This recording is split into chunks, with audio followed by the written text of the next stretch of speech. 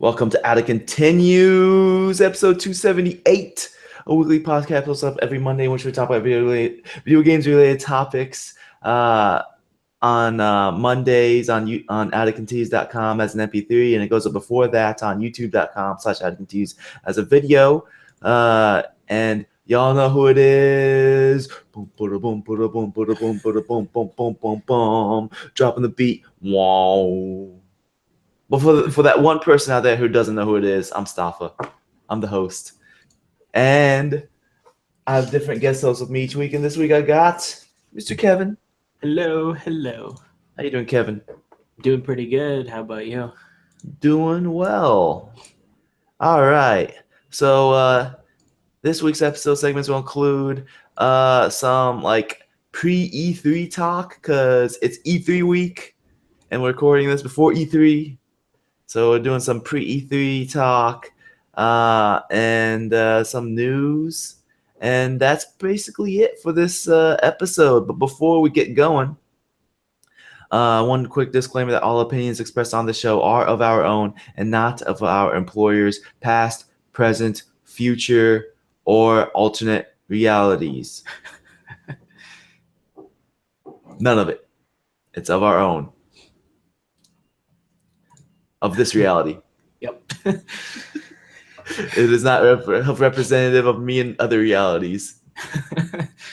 Yep, and that's why they're different realities, because they have different opinions. Yep. They are slightly different. It might align with maybe one. Maybe. Slightly. That's a stretch. A slight alignment. It's like a cosine wave and a slightly altered cosine plus 2. So it overlaps slightly. Perfect. Yep. Mathematician. So anyways, let's start talking about that E3. So Kevin, you and I, we both just watched that EA press conference. Yep. And that just happened, and then later on today, is it gonna be today? Tomorrow, yes. Yeah. Tomorrow there's gonna be Microsoft, Bethesda, Devolver Digital. So, and then there's gonna be some stuff on Monday, and I will likely not watch the Nintendo one because I'm gonna be going out to E3. So. And that takes place on Tuesday, the day of E3. So, yeah. Yep. And Nintendo doesn't even do press conferences anymore anyways. They do the, what's it called? Yeah. Whatever it is. Or Funhouse. Direct. Yeah. Indirect. It's not really direct if it's pre-recorded. Right. Coming to you live, recorded. Recorded for tomorrow. At one point, it was live. Yes, that is true. It is live in another reality. So, anyways, yeah, I guess we can, since we just watched like the EA one, we might as well like talk about it on this episode rather than wait until like next episode where we are doing like our E3 recap or opinions or whatever we're gonna do. So let me grab my notes I had up real quick. So they basically, the rundown is they talk about Battlefield 1, FIFA, Need for Speed Payback, A Way Out, Anthem, NBA Live, and then Star Wars Battlefront 2. So yeah, I mean, like out of those, I don't care about FIFA or NBA Live. I'm pretty sure you probably don't either. Yeah, but I just wanted to say that it's kind of interesting that they're putting more emphasis on story recently over the past couple of years on their sports games. Yeah, with the career mode. Yeah, like I remember hearing on another podcast that NBA had some pretty in-depth character development and story in it's interesting that they're doing that for all their games. So it's not just a multiplayer or like just the games anymore. You've actually got some substance to them as well. Yeah, it looked like one of those games has Mahershala Ali, Yeah. the dude from that plays Remy on the House of Cards, and hmm yeah, look like, and he's also in Moonlight. But yeah, it looks like one of those games. I think it was maybe FIFA. It looked like had him, or maybe it was a montage of Madden. I'm not sure. Something had him in it. Yeah. But yeah, I mean, yeah, I do agree that it is interesting that they're adding that in there, and it's probably gives more value for a person to purchase the new game rather than, oh, it's updated rosters and slightly different um, gameplay mechanics. Something has been tweaked. Yeah, because that's You what know? it's been for majority. Like every once in a while, they'll add some new major feature, but other than that, each year's game is just improved graphics slightly and new roster, Yeah, tweaks to mechanics to make it more streamlined. But yeah. they're adding value, more substance to it. So as a person like that is not within the target audience, I find it interesting. Yep, Yeah. same here. So even though I don't care, I find it interesting. So Yeah, I I want to mean, talk about what we saw at EA. I mean, other than the sports, what we actually liked. yeah. So I'm not really into the Battlefield 1, but it looked like they're just talking about like the new content that they're going to be releasing for it, and also they're pushing the esports thing for it. I mean, it looks like they're pushing esports for everything, especially Yeah, their sports games. yeah. The Battlefield One looks pretty cool. At least I'm glad that they're not making an emphasis on releasing new games every year anymore. Mhm. It's all like they stopped doing that back when Battlefield Hardline came out. They're like, okay, we'll just wait now until we actually have a game that people are actually going to be excited about.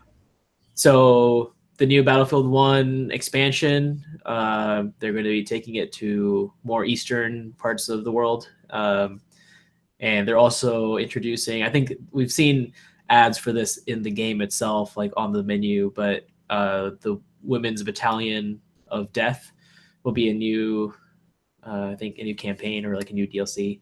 But it looks interesting. It looks pretty cool. They've added new maps, new areas. That's sexist, man. How come the women have to be death? How come they're dying? Get out of my show, Kevin. Oh, I'm sorry.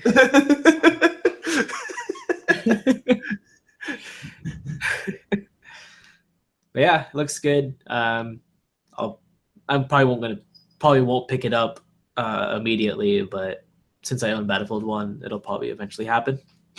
Yeah, I'm pretty sure that people who are into Battlefield 1, which there are a lot of people, Yeah. they're probably excited for this. Need for Speed Payback.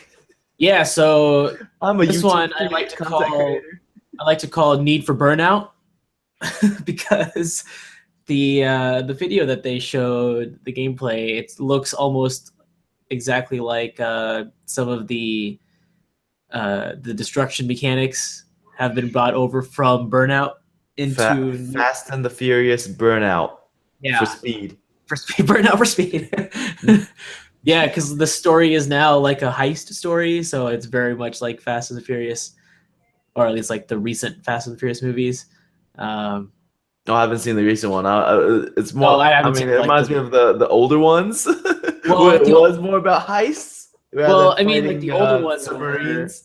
were more about like the cars and the relationships between the people. But after Well, I the remember third number one, 4. yeah, like number 4 and past, it's always been about let's use cars to steal things and it's like almost like Fast and the Furious because it's ridiculous, all over the top action and explosions and things like that. So it's There needs to be a gravelly voiced guy in this game who says that we family.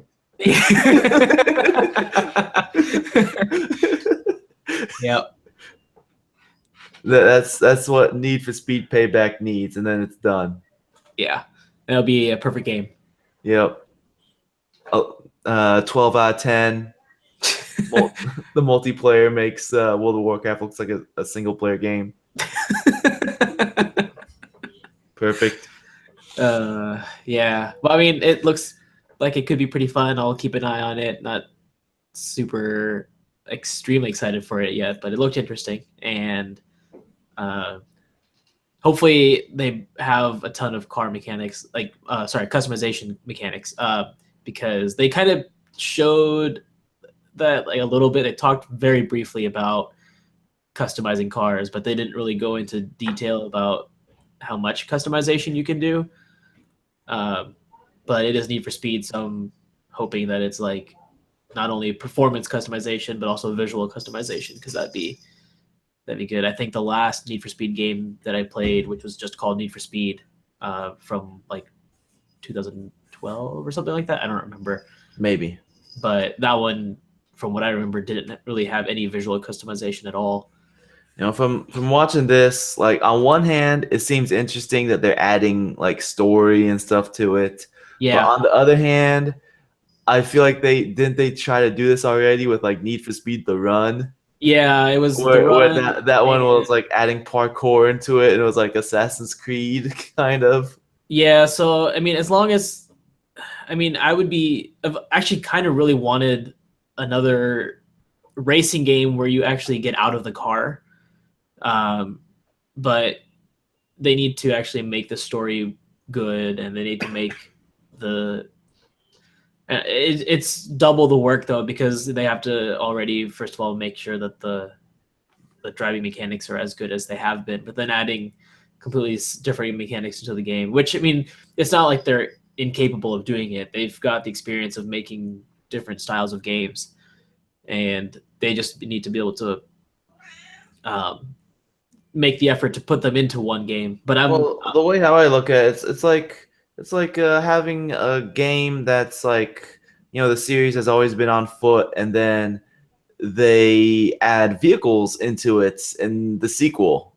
Yeah, I mean, it's not too far different from that, where it's like, okay, you're making a game that's you know, in vehicles, and then it's like, okay, now you have on foot sections. It's, you know, you're just building on the gameplay mechanics you already have.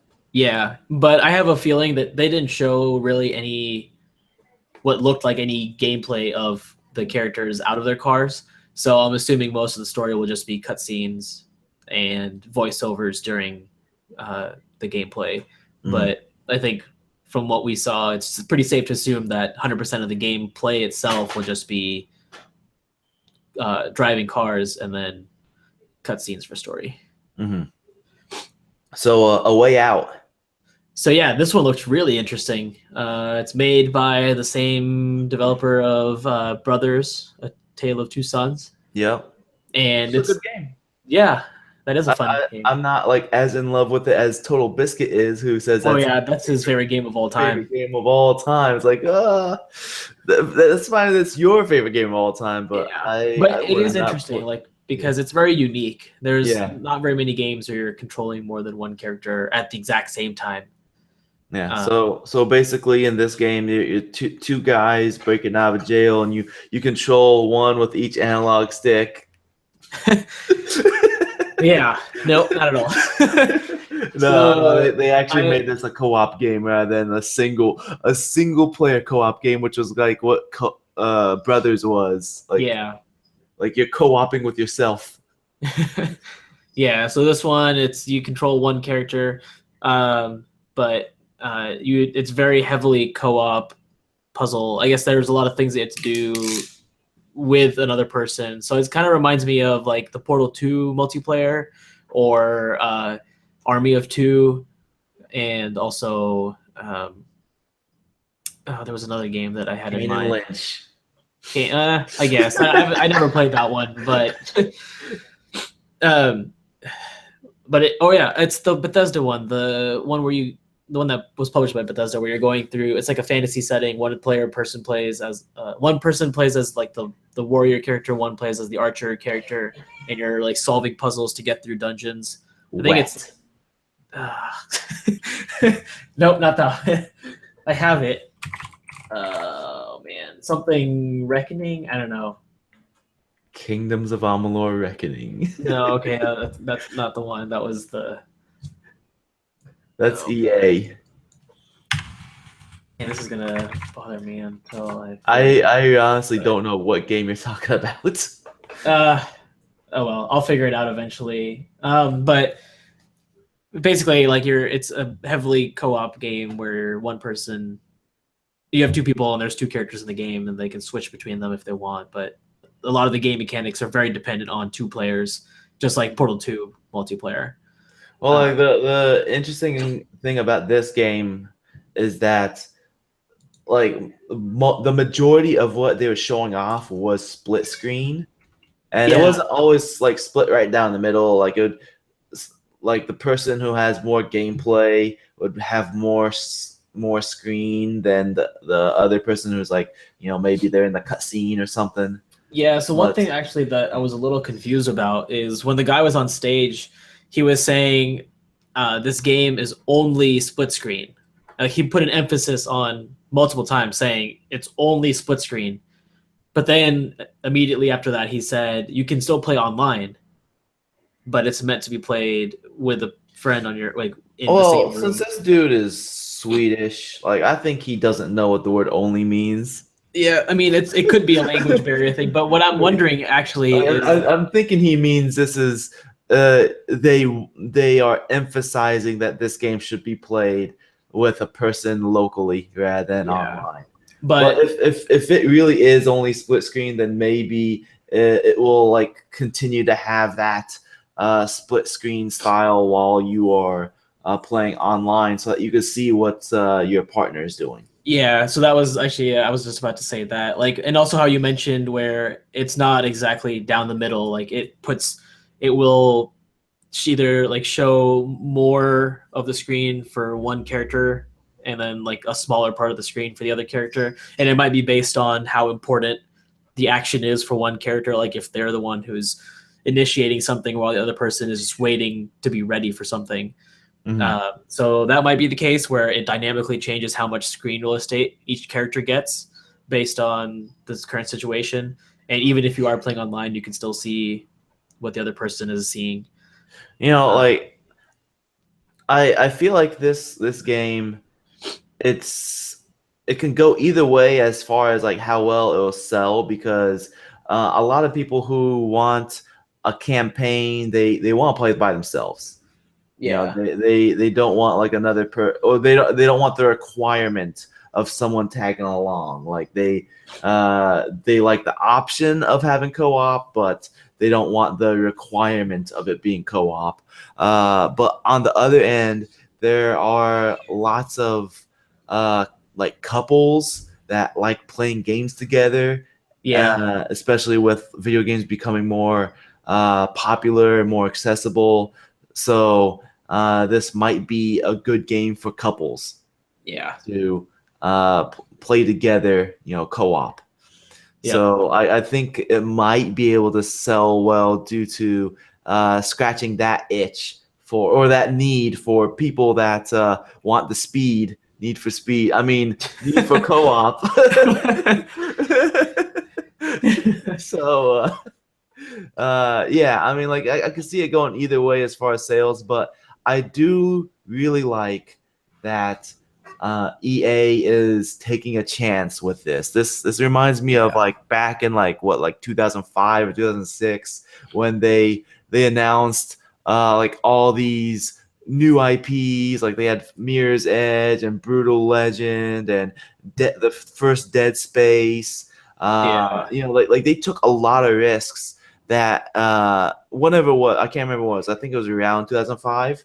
But they announced all those games are like brand new IPs, and most of them were doing something weird and new. Like Brutal Legend was doing something very different.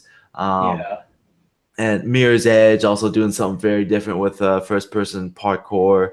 So this reminds me of that era of EA that I really liked. That, you know, the EA that was taking risks rather than, you know, being safe with everything that they're announcing. This, you know, at that time, EA was taking risks, and with this game, A Way Out, this is a risky game to publish. A game that is completely co-op, that you can't play on your own, has no multiplayer Yeah. other than the co-op. No competitive multiplayer. Mhm. So a game that is completely co-op, it's very risky, and I like that. I like the fact that they're doing this, and hopefully this game sells well enough for them to convince the executives for them to make more risks. Agreed. Yeah, and they even announced like that new initiative, SEED. I forgot what the acronym stood for. Sell every EA document. Seed. Yeah. But yeah, so like they've got this new initiative where they're focusing more on like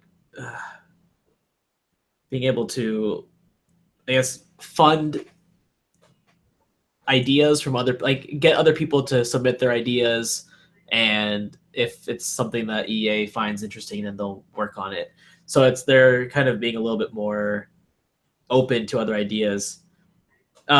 Search for Extraordinary Experiences Division.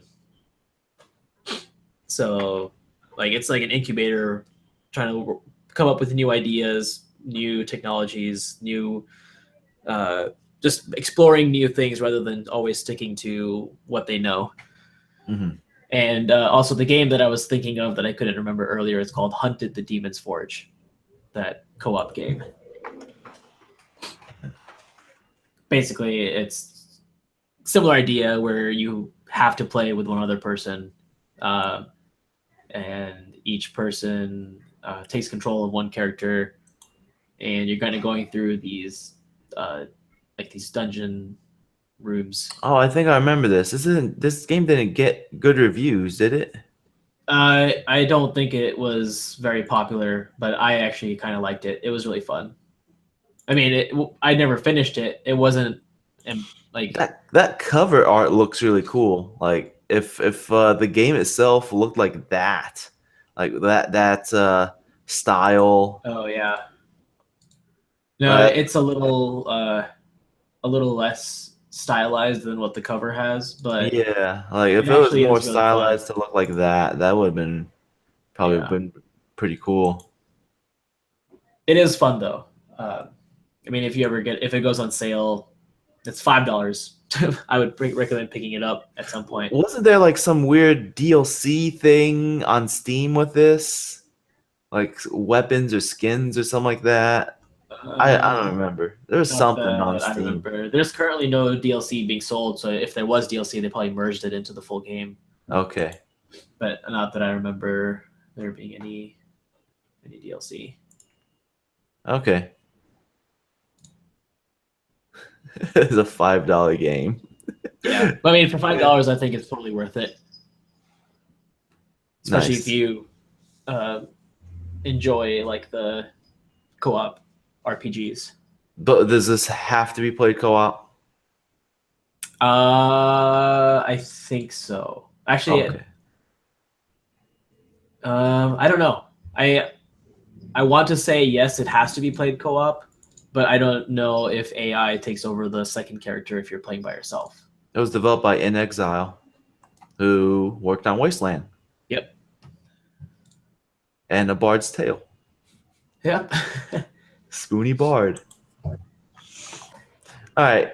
So, what else did they have going on? BioWare announced their new IP. They teased their new IP. Oh. Anthem, yeah.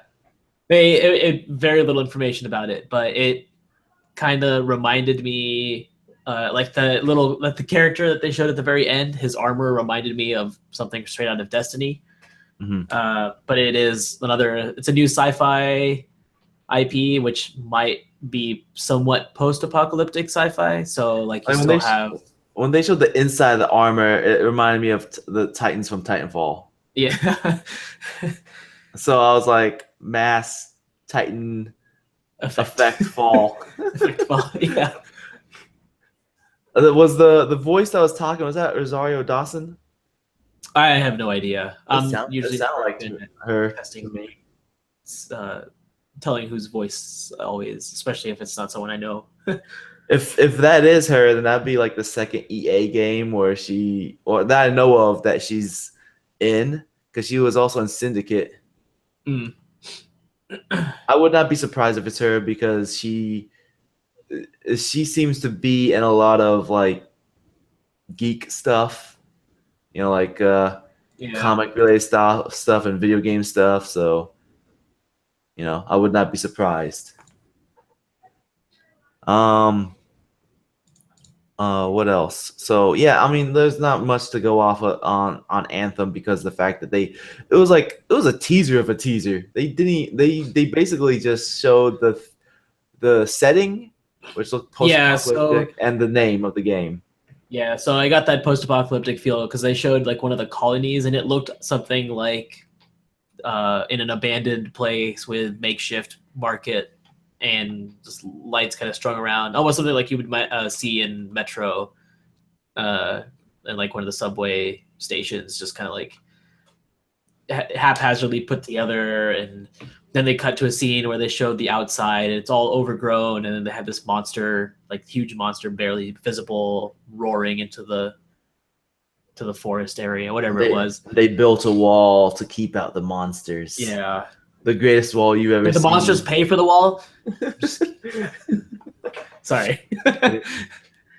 Spoiler, they didn't pay for that wall. The people that's why they're paid. They're trying to break it down. But yeah, other than that, Star Wars Battlefront 2. Anyways, yeah, so Battlefront 2 looks good. I'm actually really interested in it. I did not buy the first one. I did play it through I think I played like the beta when they had that available back before its release, and I was not interested enough in it at that point. Yeah, and like everyone was like, everyone that bought like the game afterwards, they're like, oh, if you played the beta, that's the entire game. Yeah, like it has no resemblance to the original Battlefront games, other than the fact that it's a shooter set in the Star Wars universe. And it was, I mean, it was a dice game, so it looked pretty and it sounded really good. But other than that, the gameplay was not intriguing. It was just standard combat, like multiplayer combat. There was no campaign. From what I heard, it probably got really repetitive because you're playing just the same maps over and over again, and there's nothing interesting going on besides just standard multiplayer. But now this new one, Battlefront 2, they're actually bringing in a whole campaign. And actually, when they started talking about Battlefront, they opened it up with John Boyega, his tweet saying, will there be a campaign this time around? And we listened to you guys. Yeah, just tweets going around over and over again about, what people are asking for a campaign. So it was very obvious right from the start that they were going to include a campaign. So that's great. Also, they're announced that I think all DLC will be free this time. So don't have to pay for anything. Yeah, well, at least the expansions, like the maps and stuff like that, seem like they're going to be free. So maybe they'll sell something else. Yeah, they may sell like battle packs or something microtransaction-y, if anything. Because I mean, they talked a lot about character customization, so I'm assuming that skins and things like that will be unlocks that you can also pay for. Yeah, so they're going the Titanfall route with the maps being free. Speaking of Titanfall, I noticed that they didn't even show Titanfall 2 as far as like, oh, this is coming out this year for Titanfall 2. Yeah. Like there's no showing of the DLC for this year. And they may save that for the actual show. Yeah. Actually, I don't think EA will not be in E3. That's why they have the EA Play going on right now. Yeah. Well, I mean, like, I don't know if they plan to show anything with Xbox or Sony in terms of Titanfall stuff, because they said that they're going to show Anthem stuff at the Xbox conference tomorrow. Okay. So they only teased it today, and then they'll show more at the Xbox press conference. So I'm wondering if they're going to do the same thing for Titanfall, where they talk about that during either Xbox or Sony, or even the rare chance of it being Nintendo announcement coming for Switch. They're going to talk about at Ubisoft's press conference. Yep. Hey, I'm going to let you finish. I just want to say real quick, got new Titanfall 2 content.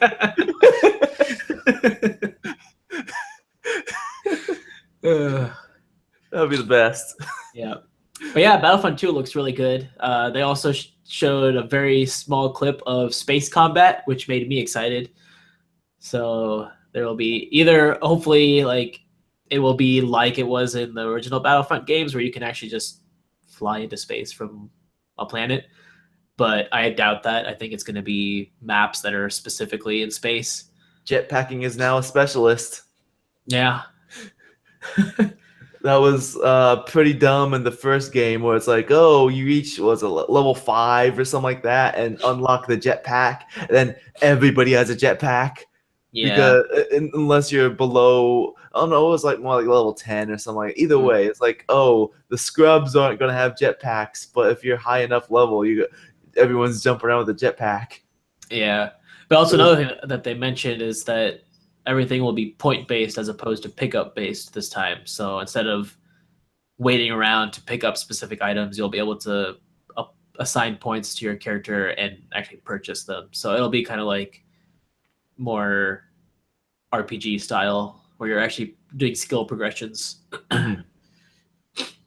Yeah, seems so cool. That was cool. And I'm actually going to keep an eye on that, because I really wanted the first Battlefront game to be good. Well, the first like recent one. And I know what you're talking about. Yeah. And that was disappointing. EA Battlefront. Yeah. And that was disappointing. So this one, they said they put a lot of emphasis on the fact that they listened to all the complaints and they worked hard to make this one better. So I'm hoping they keep their word and they actually did make it better. So, and I have a Origin Access membership, so I'll probably have the ability to play the 10 hours. How much does that cost? It's $30 a year. Yeah, it's not bad. The price is totally worth it, because they continuously add games to their vault. And I mean, if you like what PlayStation does with Plus and what Xbox does with Games for Gold, it's cheaper than both of them. And they add tons of games, and you also get 10 hours of free play time with every new EA game, basically. Nice. But yeah, that was it for the EA press conference. I mean, like, before we like talk about like the other pre-E3 stuff, let's give that EA press conference a rating out of 5. Out of 5, I'd say 4 out of 5. I thought it was pretty good. I mean, they put a lot of time towards EA Sports, but I thought the stuff that they talked about was pretty good. Like, it wasn't, I didn't feel like it was anything really disappointing. And I was happy with what I saw with the games that I was interested in. So I'd give it a 3. 3? It was all right. Like, it wasn't bad. It could have got worse with those YouTube content creators on there. Oh yeah, actually, that's true. I forgot. I completely like pushed that out of my mind even though we just watched it. YouTube content creator to talk about Need for Speed, Payback. I'm a YouTube content creator. Check me out on my YouTube channel. Thankfully, that was only like a couple minutes. So yeah, they like immediately took the steering wheel from him. Yeah. Like, get out of here, dude. We're gonna go see my homie over here pimping out his ride. No, but I still think that the EA conference was good. Yeah. I personally thought it was a little bit better than okay. So I mean, like, I don't know. They didn't show a ton, So I mean, it's probably going to be it wasn't as packed as probably what Xbox or Sony is going to be. I think you convinced me. I think it was better than okay. It was Yeah. better than okay. Yeah. Especially since A Way Out looked pretty good. Yeah. That Need for Speed looks interesting. The sports stuff, while it doesn't pertain to me, it still looked interesting for people who are into that. Yeah. And they're just expanding on that too, like we were talking about earlier, how they're including stories in them too. yeah. And Battlefront 2 looked good. So yeah, I'll say it's better than okay. Yep, 4 out of 5. Yeah. All right. And let's talk about the other stuff that we have. E3 rumors. Let's see. I'm looking at this page that GameStop has here with the E3 rumors.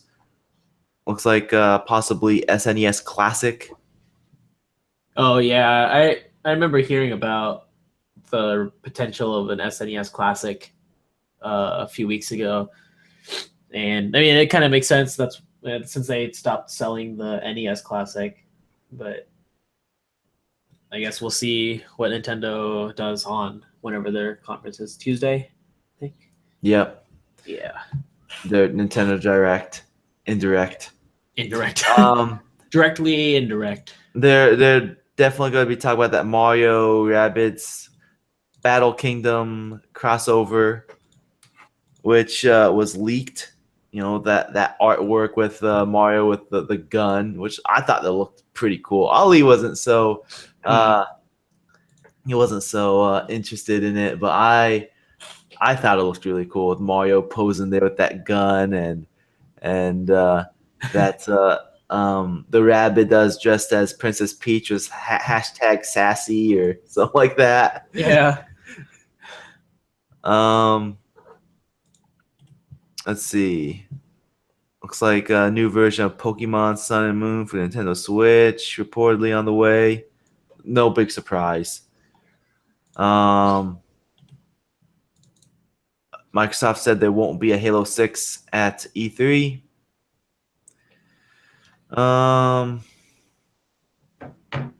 There was an image of supposedly a new Halo game, Halo Gravemind, emerged online. Halo boss Frank O'Connor called this fake news. So it seems like an elaborate fake. The presence of the term Halo 6, which, as noted above, will not be at the show. Okay. It doesn't really seem like there's any rumors about Sony at all. Yeah. Assassin's Creed, they got that's obviously been leaked. Assassin's Creed Origins. Image. Yeah, Assassin's Creed Origins. Yeah, that one looks interesting to me. I briefly read through the article that I had posted in the notes. Basically, actually, I posted it in the news section, but there seemed to be making some changes from the original Assassin's Creed gameplay style, where it's especially the combat, where it's kind of like counter-based combat, and usually you only have one enemy attacking you at a time. But from what the rumors are saying, it might have something a little bit more active, a little bit kind of like the Dark Souls style combat, where it's all about timing and dodging. So that'll be an interesting, different take on the Assassin's Creed games, especially since they've been pretty much the same for how many games do they have now? Like 10? I think it's 25. Oh yeah. But you gotta include the side scrollers as well. But yeah, I mean, a change would be welcome, I think, as long as they stick to the core gameplay loop of, being able to. As long as the story is good, I guess that's what kind of really is important to me. Oh, I gotta stop that auto playing video. Well, I was about to say, with this being the origins, do you think? I mean, they're obviously taking this back in time to ancient Egyptian times, so it's even Yeah. further back than before.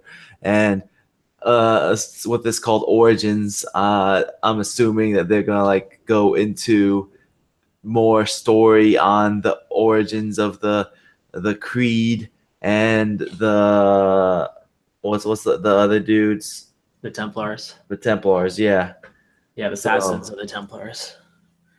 I think that they're gonna like finally add more story that's like more about like How they the started. yeah, how they started and the apple of Adam and whatever Yeah. the heck that is. Or Yeah. maybe we're we're being naive and we're being too optimistic. Yeah. I mean, it's been a while since I've played an Assassin's Creed game. The last one I played was Black Flag. And It's rumored that this one's being directed by the one that was done by Black Flag. yeah.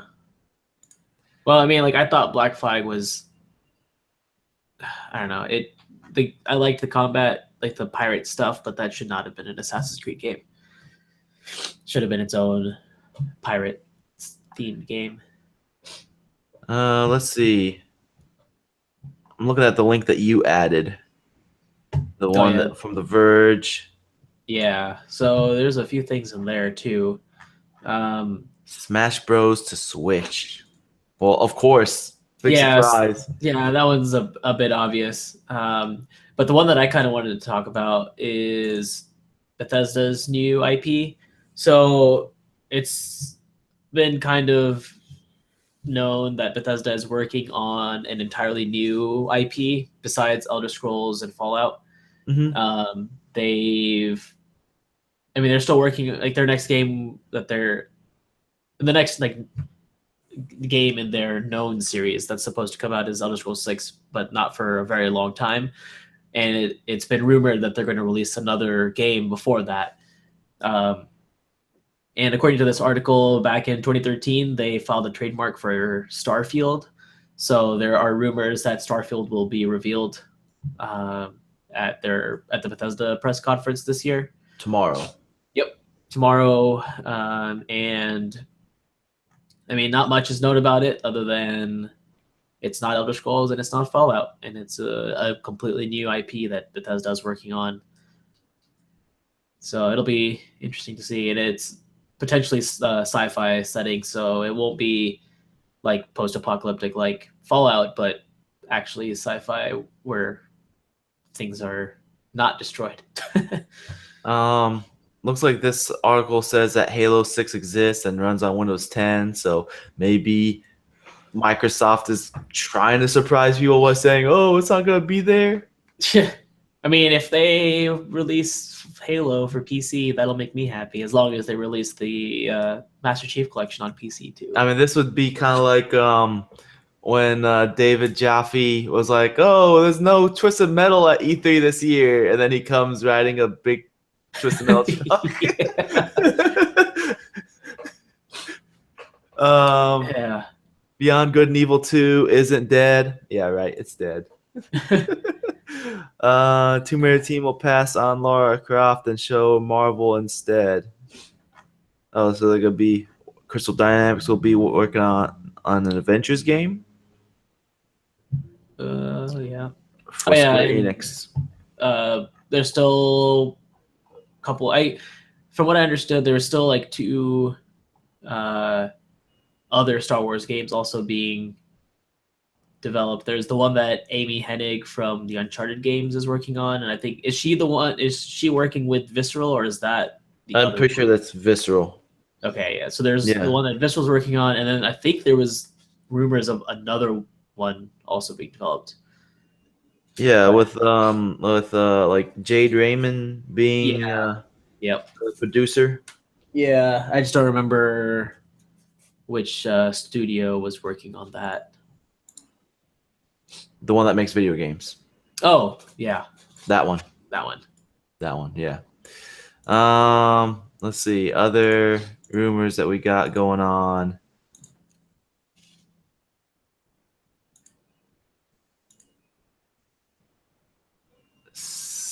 Sega. What do they have going on? They got nothing. 13 Sentinels, Aegis Rim. No idea what that is. Etrian Odyssey 5 Beyond the Myth. No idea. Like all these, I don't no idea what they are. Radiant Historia. Like these are like some crazy PC, like turn-based strategy games or something. Here's something that's more familiar sounding. Shin Megami Tensei Strange Journey Redux. Well, of course, they're going to make more Shin Megami Tensei games. Yeah. Sonic Forces, Sonic Mania, we already know that. Total War Warhammer 2. I heard that the Total War Warhammer got really good reviews. Yeah, that one it was really well received. So I haven't played it, and I really want to, but it's kind of cool that they're making a sequel.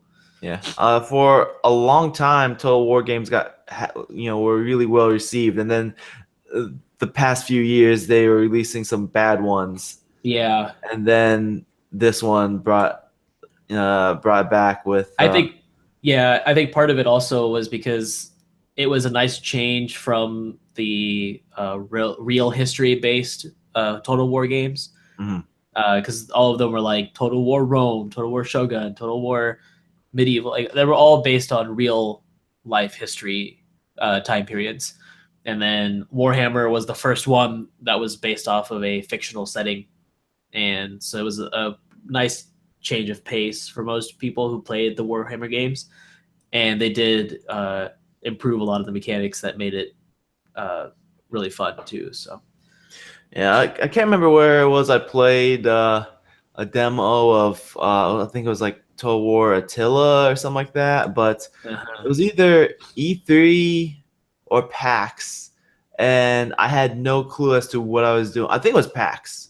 Yeah, because I think my friend Tony, I talked to him, and he said he also tried it out. So, and we both went to PAX together. So I think it was PAX, and I had no clue what I was doing. And then I tweeted at Sega saying, "What the hell is up with this demo? There's no tutorial or anything." And they're like, "Oh, please come back to the booth. We'll have one of our booth attendants show you how to play the game." I didn't go back to the booth. But like I'm not familiar with the Total War games. So they just basically threw me in there, and I had no idea how to even move my troopers. Like they just stood there. I was clicking on things like left click, right click, shift click. I was like, what am I doing? Nothing's happening. And then like they just stood there, and then this army came in from the forest, and they just wiped my dudes out. I'm like, well, that was fun. But yeah, other than that, it looks like Sega is gonna have like Yakuza 6 and Yakuza Kiwami, which I have no idea what that is. Sounds kawaii, too kawaii for me. All the Activision games, Call of Duty World War II, Crash Bandicoot, and Insane Trilogy, which comes out in a few weeks, and Destiny 2. Yep. And those are all pretty much confirmed. So yeah, things that have been already announced. So I mean, Activision doesn't have press conferences. I mean, they might show off something on the show, or also there's a possibility of something being shown off at like the Sony press conference. I think it would be more likely to be on the Sony press conference than the Microsoft press conference, because this generation seems to be more with Activision being partnering up with Sony compared to the last generation. They partnered up with Microsoft more because the 360 was the more popular, but now since the PlayStation is the more popular one, it seems like they're more partnering up with them. So there is the possibility of something being announced like on the Sony press conference, but I don't think so. It doesn't seem like it. There's like no rumors of anything. So yeah, and that's basically it. I mean, do you see anything else as far as like pre E3 stuff? No. I mean, there's I mean, we can always speculate on what we think would be shown at some of these conferences, but maybe most of what we've talked about already has been kind of the general consensus on predictions. Well, I'm pretty sure that Sony is going to show off God of War. Yeah. In fact, they're gonna like roll out a big God of War truck on the stage, and then stepping out of the truck will be Chad Warden himself. He's gonna be like, "It's been 10 years. See, Daddy is back. Hey, as ballin' as possible." In fact, while the God of War truck is coming in, we fly high, no high, you know it. And then everyone's gonna know it's Chad Wizzle himself. Yep, that's the dead giveaway. Yep. There we go. You heard it here first. Trying to think about. I predict we will see Half-Life 3 at the PC gaming show. Well, your prediction is, I could confirm right now. Your prediction is wrong. It is a bad prediction. My bad.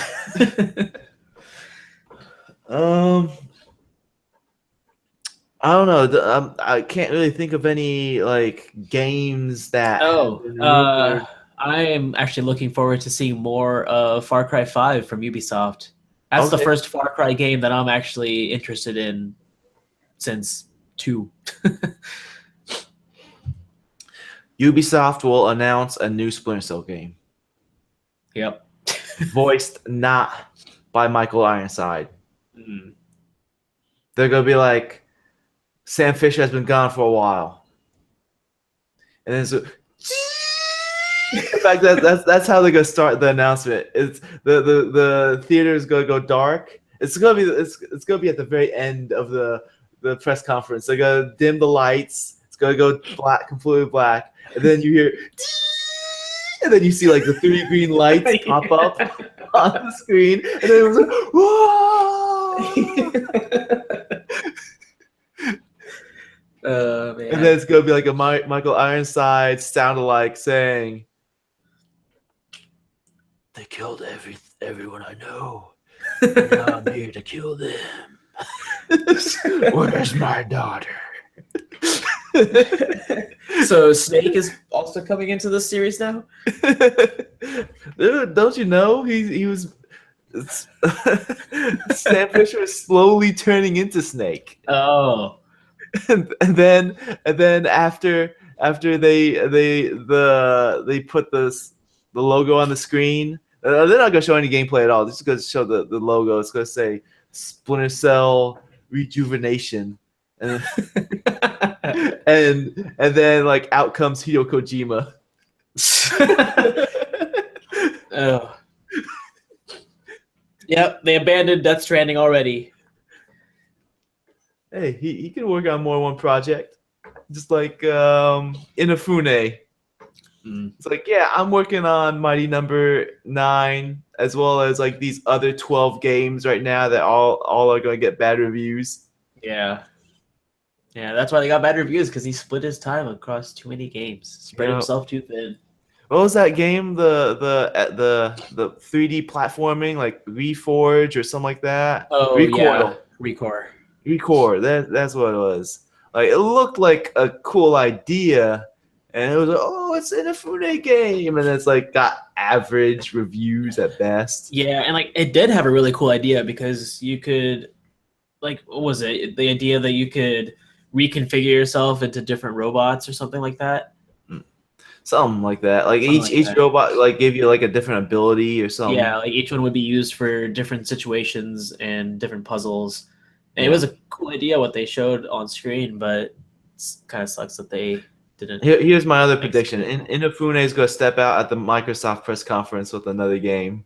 2 more games. 2 more games. 2 more games. Oh yeah, and the Death Stranding, I'm sure we'll see some more of that this year. Oh no, wait, no, he said he was not going to be showing anything at E3 this year. think I saw a tweet. Yeah. The dude who makes Shenmue is gonna pop up in the Sony press conference with a release date Yeah. and announcing the next Shenmue game. And it's on Kickstarter as well. Yeah. Exactly. They're gonna have the pedals come down the screen. Yeah. No, they'll have real pedals this time where it actually like showers the audience. Oh, okay. With the Kickstarter URL on them, so people can remember where to go. And trying to think of any other predictions I got. They're going to announce a it's not going to be Beyond Good and Evil 2. They're going to just go straight to Beyond Good and Evil 3. They're going to say we know you want a continuation of the story, and we want to give the fans what they want, and we also know people want Half-Life 3, and they're never gonna get it. So we're gonna count the three on something. We're gonna count the 3 for Valve. Damn. Speaking of Valve, I wonder if we'll see anything about potentially a Left 4 Dead 3 at the PC gaming show. Doubt it, because there were like I think leaks about that a while back, but maybe I'm misremembering. But what's that series called Turtle Shell or something like that? I don't remember their name. Turtle Rock. Turtle Rock, yeah. Turtle Rock, yeah. I know that they're no longer working on Evolve because that got shut down. Yeah, which is sad because honestly, out of all of the asymmetrical multiplayer games that have been coming out recently, I still think Evolve was the best one. They had such a high price tag. $60, yeah, especially because there was only multiplayer, no single player, and it kind of was. And I understand that, but I still think that Evolve was a fun game. I enjoyed it a lot. I mean, they could have done some balancing changes because, and some people that I've talked to said that they got frustrated because like the first few minutes of the game were just running around doing nothing. So I mean, if they had maybe change the balance of the games a little bit, but I still think that the core design of Evolve has been the best out of all of the recent asymmetrical multiplayer games that have been coming out. Like I've seen people playing Dead by Daylight. It looks boring. I don't know. I mean, there's a new one, Friday the 13th, which is very similar to the idea of Dead by Daylight. It's a horror, game in the night, and you're kind of just trying to not be found. Good things about that one though. Yeah, I've heard. Yeah, one of my friends plays that, and he's enjoying it. A few people at work have been talking about it, saying that they really like it. Yeah. You know what had a bad asymmetrical multiplayer? Alien. Maybe, I don't know. I haven't played it. I was thinking. I was gonna say Riddick, Assault on Athena. Yeah. Like one person is Riddick and everyone else is a mercenary, and Riddick doesn't have guns. He has the 2 blades. Yeah. And like it was pretty dumb because it's like, oh, he has night vision, but that doesn't really matter because the mercenaries all have flashlights. So it doesn't make any difference. In fact, being Riddick sucked because he wasn't better than the mercenaries. He didn't have guns. Yeah. So it kind of sucked. But yeah. Any other like E3 predictions before we move on? I'm hoping AMD talks about their new Vega graphics cards at the PC show, because those cards were supposed to come out a while ago, but they're not out yet. So hopefully we see more information about that. But no, I think that covers most of the predictions. Well, speaking of E3 predictions, DreamHost, their web service that offers unlimited storage, unlimited bandwidth, user-friendly interface. They're also optimized to use content managers such as WordPress and many more features. All that just for $7.95 a month. Use the promo code out of continues with no spaces in between, just one word. It'll waive away the set fee, get you a free domain registration. And some people are probably clicking rewind on their MP3 to figure out what happened with that segue. Like, wait a minute, what happened to the discussion? What's going on? Yeah, because DreamHost is a prediction of Safas. Yep. So yeah, if you use iTunes, please leave an iTunes review. It's one of the single most helpful things you could do for the podcast, because Apple's iTunes podcast charts go by the number of reviews on a week-by-week basis, and no reviews on a given week is basically like as if the podcast has no reviews at all. So it's quantity of reviews, not quality of reviews. Please leave a review if you can. If you can't leave a review for whatever reason, you can still help out the show by doing something. You can share the podcast on social media: Facebook, Twitter, Reddit, YouTube. Make a YouTube video. Be a YouTuber. Get on EA's press conference and talk about how it continues. There you go. I don't know what I'm doing with my life any longer. Let's just go to the news. You want to do that? You want to just go to the news? Yeah, actually, there is something that we haven't put on the news things that I just learned. Oh, sure. Sad news. Adam West has passed away. I have out the news. Oh, you did? Oh, I didn't see that. Yeah. Oh, there it is. Okay. After the video game news. My bad. I didn't mean to jump ahead. Jumping ahead. Come on. You didn't look at the notes. I looked at it, but the list is pretty long, and I guess there's a space right before it says Adam West. My bad. It's right there.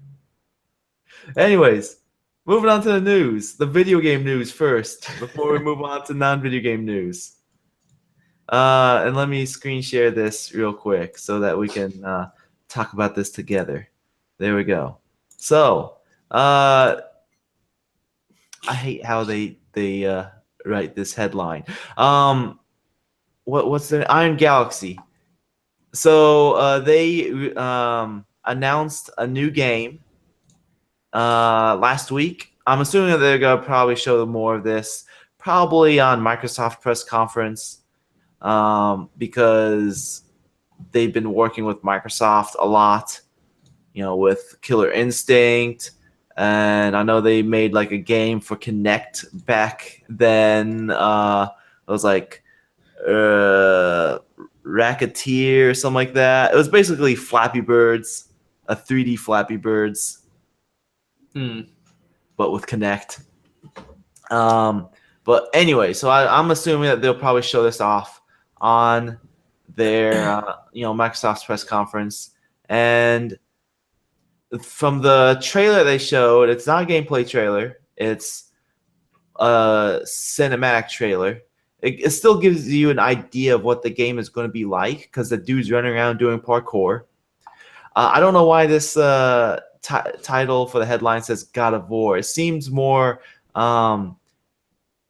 what's it called? Assassin's Creed to me, with the parkour and swinging on these hanging crates and stuff like that. So to me, it seems very Assassin's Creed, but with like a Attack on Titan vibe. Having these giants attack a city. So like the trailer has like these giant ogres just coming in, smashing, wrecking havoc. The main character cuts off an ogre's arm, and then it regenerates the arm, and then he comes back around and cuts the ogre's head off, and then finally kills it. But then other ogres come in. So yeah, like I said, it seems like it has like this Attack on Titan thing going on. mixed with Yeah. Assassin's Creed. Hmm. But I mean, like graphically, it's not all impressive looking. I mean, they're a an indie studio, so I don't really expect this to be amazing looking. But I mean, it maybe looks decent. At least it's not. I mean, their trailer at least. yeah, it's fine for a trailer.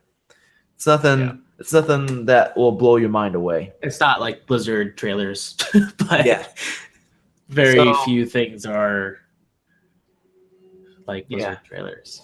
Yeah, so I expect we'll see some gameplay this week. If not if not during Microsoft press conference, then probably they'll be on like the show floor with like a playable demo. So yeah. Do you have anything to say about this before we move on? Nope. All right. Monument Valley 2. Yay. Like I said, I hate how these headlines are written. Sequel to acclaimed indie game Monument Valley out now. What's the game called? It's Monument Valley 2.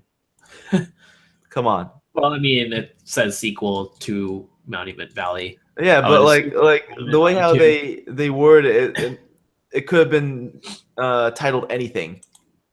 like Monuments Mountain, or Monuments Plateau. I don't know. I mean, you get what I'm trying to say here. It could have been named anything else, but the headline should have just said Monument Valley 2 out right now. With a asterisk on the side that it's out right now only on iTunes. Yeah, it's only for iOS right now, and I'm extremely impatiently waiting for the Android release because I loved the first one, and I actually knew about it and played it and finished it before it was in House of Cards. Oh, so you're hipster. I am hipster when it comes to Monument Valley. I love that game. Yeah, I don't get why mobile developers are still doing this. Releasing a game on iOS and then like a month or 2 or 5 later releasing on Android. Well, I mean, I understand why. Especially if it's a small team, like 1 or 2 people. I don't know how it's. That's a good point. It might be a really small team, and it is easier to develop for iOS because there's fewer iterations of it. Like there's only iPad and iPhone, and even within those, there's very few things to account for in different screen resolutions. Yeah.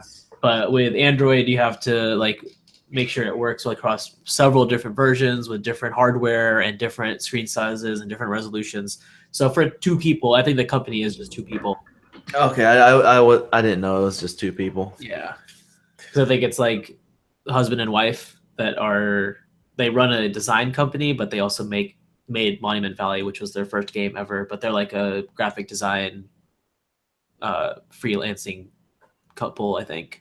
Mm-hmm. I don't know if they're actually married. I thought they were. I think they are, but yeah, it's like 2 people. So whenever it's out on Android, I'll go buy it. Yep, same here. Moving on. Great. So Sony executive, PlayStation Europe boss Jim Ryan said the backwards compatibility is a much requested, little used feature. And quote, when we've dabbled with backwards compatibility, I can say it is one of those features that is much requested, but not actually used much, Ryan told Time Magazine, or Time Magazine website. And I was at a Gran Turismo event recently where they had PlayStation 1, PlayStation 2, PlayStation 3, PlayStation 4 games, and the PS1 and PS2 games.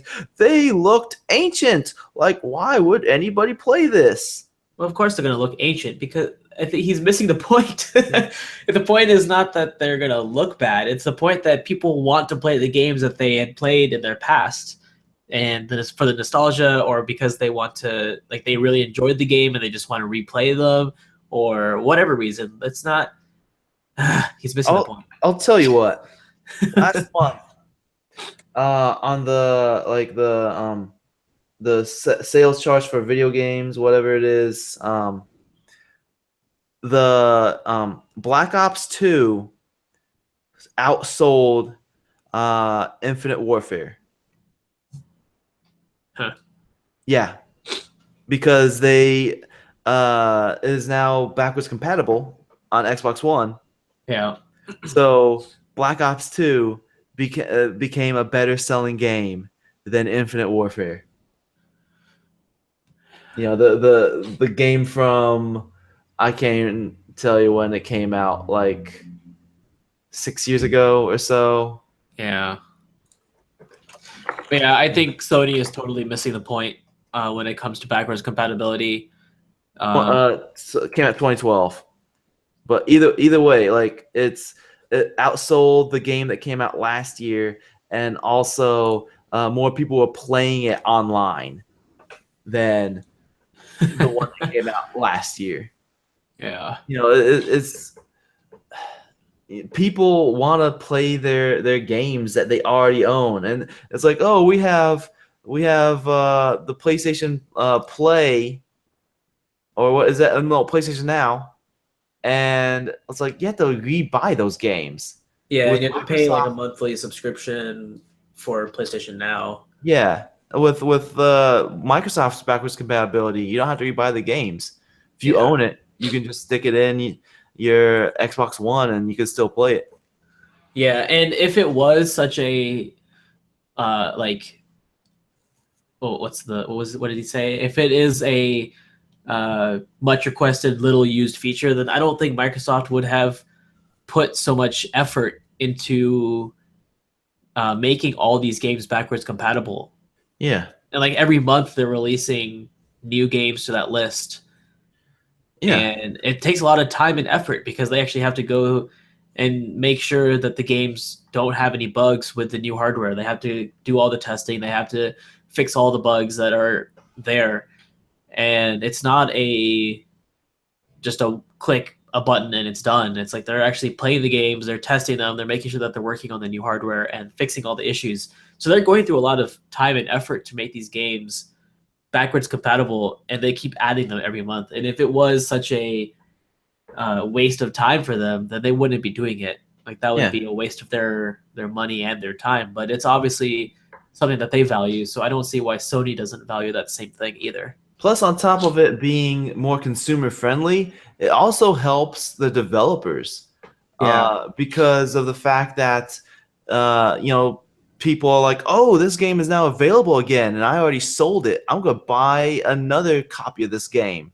That, and also just people who haven't necessarily played the game ever, but they own the newest console, Yeah. they can still go back and play it. Like with me, I didn't play Last of Us when it came out. I only played it when I got my PlayStation 4, and it was only because they made a remastered version of it that I was able to play it. Mm-hmm. And I would like to still play Red Dead. yeah, and like there's so many good games that were from the last generation. I don't want to play it on PlayStation Now. Yeah. I don't even know if it's available. Is it on PlayStation I now? think it is, and I don't want to play it on PlayStation Now because why do I want to stream a game? Yeah, you have to stream it and you're paying for it, so you're getting considerably less performance and you have to pay for it. Yeah. No, thank you. But yeah, like it really shouldn't be. I mean, even if they've made the excuse that it would cost more because then if they wanted to do the emulation route, then they would have to include the processor from the previous generation console. But it's something that people have asked for multiple times. It's not like just a new thing that people have been begging for like the past few months. It's been years. Like even when PlayStation 3 came out, they made the decision to take out backwards compatibility with like the slim version of the PlayStation 3, and no one was happy about that. Like people were continuously complaining since then about no backwards compatibility. So it's been 2 generations that people have been continuously telling Sony that they want backwards compatibility, and they're just not listening. Yeah, so how do they know it's a little used feature if they have no backwards compatibility in the last 2 generations of their consoles? Yeah. To even get that type of data. I think it's just they don't want to go through the effort of making sure the games work like Microsoft has been, and it's just a excuse for laziness, in my opinion. I agree with you. Let's move on. You know, the funny thing is, before I move on, like, you know, I praise Microsoft a lot, especially with Phil Spencer. Like, I really like him. He seems like he does stuff, you know, that's in the best interest of gamers. Yeah. And you know, we we like to call out Sony on their shenanigans, but like, you know, it makes it sound like we're Microsoft fanboys, but in reality, like, neither of us actually own a Xbox One. We both own PS4s. Yeah, like that's the other thing too. Like I do honestly prefer Sony exclusives over the Xbox exclusives, just because I think part of it also is because Microsoft has now really focused on that play anywhere, so they're being more open to PC. So it doesn't make sense for me to get an Xbox, because the only game that I would really be buying it for is Halo. And but with Sony, there are other exclusives. So I do prefer having a PlayStation 4, but I don't necessarily agree with a lot of Sony's business decisions. Gears of War, more like Tears of War.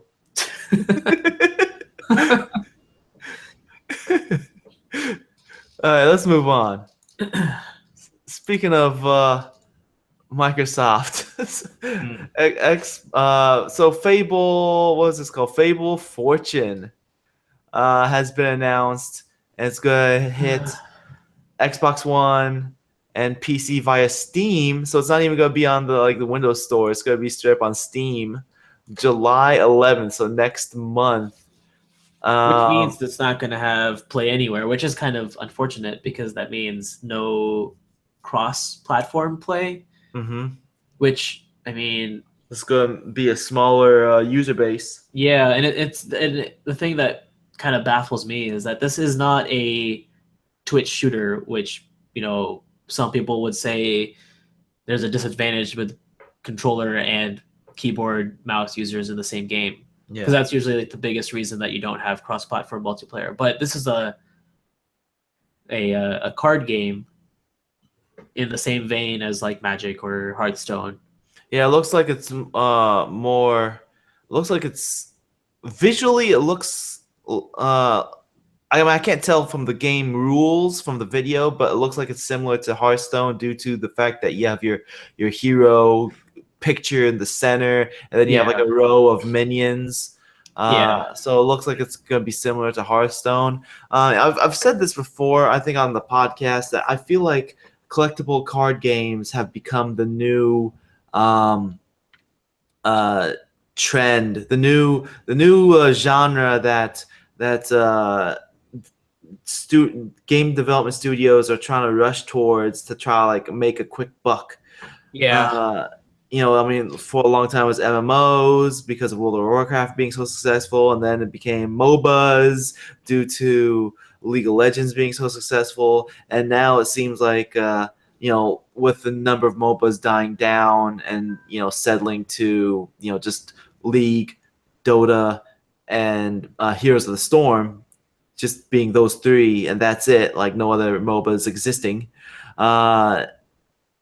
It seems like now it's like, okay, let's try to rush and get all these collectible card games out, because obviously Magic didn't do a good job securing that space when they could have.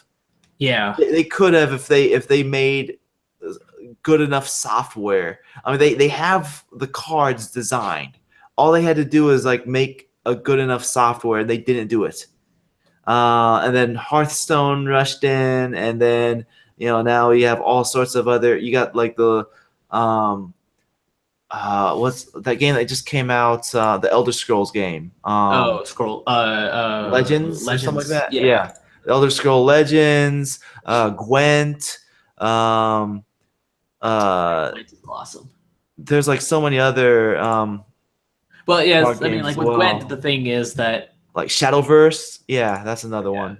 Like CD Projekt Red wasn't even going to make a Gwent game until the fans practically begged for it. Hmm. So that was something that the fans wanted. But a lot of these things are just like, yeah, let's just make it and let's see how it does. But I mean, I don't know. We'll see. I don't It know seems if like I'm it's a gonna. very crowded space at the moment. Yeah. There's a lot of competition, and I honestly don't. I think maybe Fable Fortune might be a little late to the party. That's my opinion. I think they're a bit late. I mean, especially with Gwent just now arriving. Um, Elder Scrolls Legends dropped on Steam like last week, and then Gwent just arrived as well, and Fable Fortune coming out next month. That's too late. July 11th. Yeah. I I feel like this is like another failure in the world of Fable, and Yeah. And yeah, the other thing too is their pricing is weird because they're releasing a $15 version on July 11th, which is called the Founders Pack, and then the free version will be out later in the year. huh? So they're not even launching it with the free version. Like it's so technically it's like still its official launch is not until later until in the year, in my opinion, because it's right now the Founders launch. So it's kind of like a not quite a beta test, but like you're almost like a Kickstarter type thing where Yeah, you're that's very odd, you especially release. like if they're going with like the free to play model, and then you have to like pay $15 to just get in. Uh, that's definitely not good because you're uh it just gives a bad look for the game. The fact that a free to play game that you have to pay to get in. Come on Yeah, now. because then eventually it'll be free, and the thing is that anyone who is interested in playing this game will most likely be waiting for the free version. And so majority of the player base won't come in till later in the year. But then by that point, it might definitely be too late because then there's going to be so many other games already out that are better. Or I liked Magic the Gathering Duels of the Planeswalkers back when they uh, released a new version every year where you had to like actually pay for.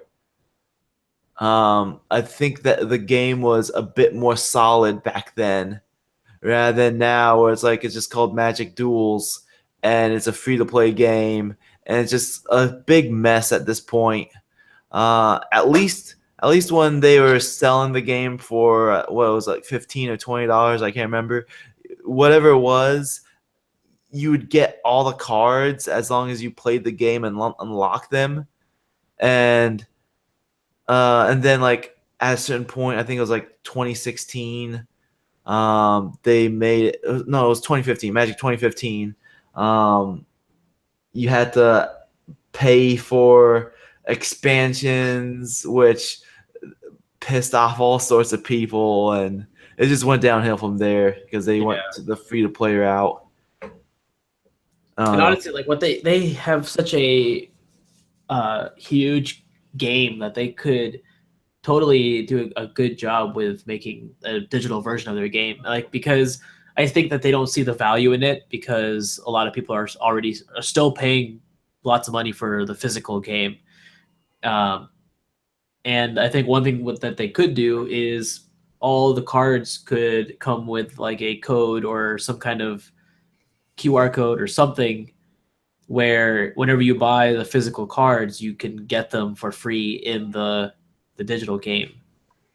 But and maybe make the game like a yearly subscription based thing, so it kind of resembles the you every year you're paying $15-$20 for the game, but just make it a $15 or $20 subscription per year, and every time you buy real cards you get them for free in the game. Like I think that would work well, and people would probably be playing the digital version more often too. Yeah, I don't know. But, yeah. Anyways, let's move on. Speaking of failed games, Battleborn multiplayer is now free. So in Gearbox's attempt to keep Battleborn still something that's alive, and then their attempt to try to make it relevant, which it isn't. They have made the multiplayer portion of the game free, with a catch that there's 30 different heroes. There's going to be a rotating group of 6 heroes that will be playable. I don't know how often they'll rotate, whether it's going to be like each week or something like that. But it's going to be only 6 different heroes that you can play as in the free version of the game. It's incentive for you to try the game out and then pay for the game, which, like I said, this game's not relevant anymore. They tried, and it failed. Yeah. I mean, part of me blames Blizzard because they did kind of step in and take the spotlight with Overwatch, but I just don't think Battleborn is a strong enough game to compete. Yeah, like it has really cool looking characters. It has a really beautiful looking style. And I also like the fact that the multiplayer is like actually a MOBA, with 3 lanes. You got to push the lanes. I do like that because I'm a big fan of Monday Night Combat and was really wanting for a replacement for that game. But I just didn't care for the gameplay. Like the shooting wasn't so good. Yeah. And some characters just straight up pissed me off. Like Montana. I played Montana and I wanted to like smash my head through a wall. The dude is Montana's like this giant guy with a tiny head and a huge chain gun, and he walks like no miles an hour. I felt like the entire time I felt like I was this giant target for everybody else to shoot. It was terrible. And if I overstepped my bounds by like 1 inch, it's like, I'm in the wrong neighborhood. Help me, team. Help me. Oh, you're not here to help me. I'm dead. And it's like I'm feeding the other team. And feeding the other team is really bad for MOBA because you're helping the other team level up. So you don't want to constantly die. That's what feeding means for those who aren't familiar with the term.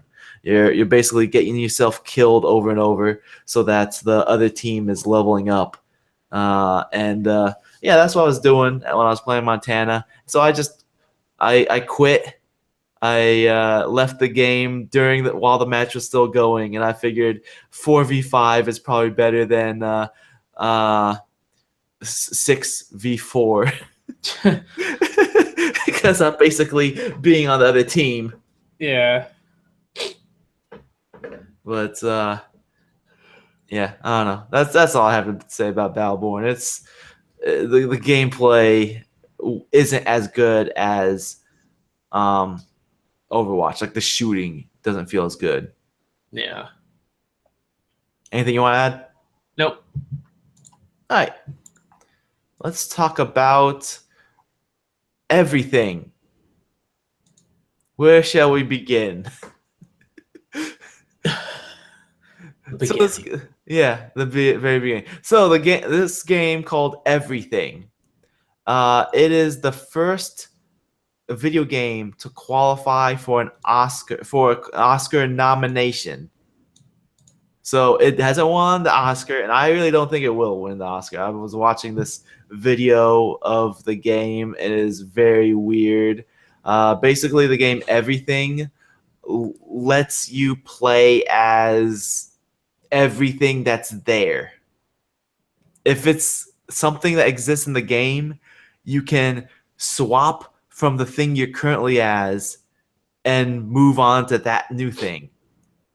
And it looks very weird for sure. Yeah, it is very weird. Like it goes by a scale, like you can only swap from something that's a similar size.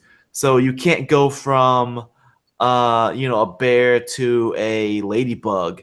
You have to like go from a bear to a smaller animal to a smaller animal and to the grass, and then you get to the ladybug, and then from there you can become like a piece of pollen that's floating around, and from there you can be a bacteria. Like the scale is ridiculous, and you could go the other way. You can go, from a bear to a tree, to a mountain, to the clouds, to the island itself, to the world, and then to the outer space. Like and there's really no point. I don't even consider this a game. It's there. I don't think there's an actual win condition. It seems more like a toy to play with. Yeah. Because all you do is you swap from one thing to another, and move around, and it's not even animated properly. Like if you're a bear, the bear has no walk animation. It just flops over. Yeah, it kind of just rolls, but without. It's like a very rigid roll. Like it just Yeah. kind of falls down to its face, turns It's like upside down, falls on its back. it turns 90 degrees. Yeah. And the reason why this was qualified to become nominated is because basically there's a rule that anything can be nominated for an Oscar. It doesn't have to be a film, and the fact that this game, I use the term game very loosely. This thing Interactive entertainment piece. Yeah, this piece of interaction entertainment can be it doesn't need to be played. It can be watched. Like you can set it so that so it plays on its own. And that's the reason why it got nominated. So congratulations on being the first interactive media to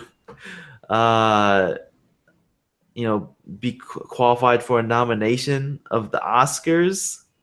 But yeah, I mean, I've never heard of everything before seeing this article. Yeah. And watching the video, I'm like, this is definitely not a video game. They might call it a video game, but it's not a video game. I mean, it doesn't even qualify for a walking simulator. Yeah, I mean it's I don't know. Yeah, it's just interactive entertainment. But it's a tech demo. Not even that. Okay, maybe it is because it's like showing off the ability to like the scalability of the game. Yeah. Yeah, so that's some interesting news. Ready to move on? Yep. Let's talk about Cyberpunk 2077. Yeah.